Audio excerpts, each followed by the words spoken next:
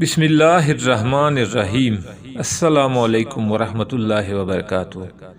نیکی کرنا کمال نہیں بلکہ اسے ساتھ لے کر جانا کمال ہے، وہ بھی اللہ پاک کی فضل سے، کیونکہ ہم سے جانے انجانے ایسی غلطی ہو سکتی ہے جو ہماری نیکیوں کو ضائع کر سکتی ہے۔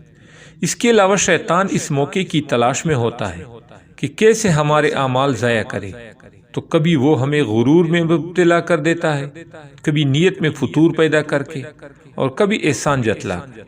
اس لیے نیکی کرتے وقت مندرجہ ذیل باتوں کا خیال رکھیں۔ نمبر 1، نیت خالص اللہ پاک کی رضا ہو۔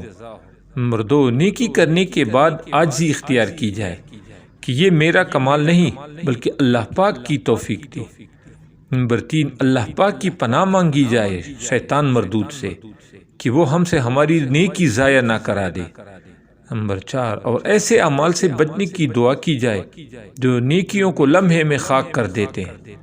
نمبر 5، جن گناہوں سے اللہ پاک ہمیں بچنے کی توفیق دے، اگر اس میں دوسرے کو مبتلا دیکھ کر گناہ کے بجائے گناہ کرنے والے کو کمتر اور حقیر سمجھنا اور دوسروں کے سامنے اس کی تذلیل اور ان کے اس گناہ کی پردہ دری کرنا، ایسا کرنے سے بھی انسان کی نیکیاں ضائع ہو سکتی ہیں، یا اللہ پاک انسان کو اس گناہ میں مبتلا کر سکتا ہے جس کی وجہ سے دوسرے کو کمتر سمجھا جا رہا ہے۔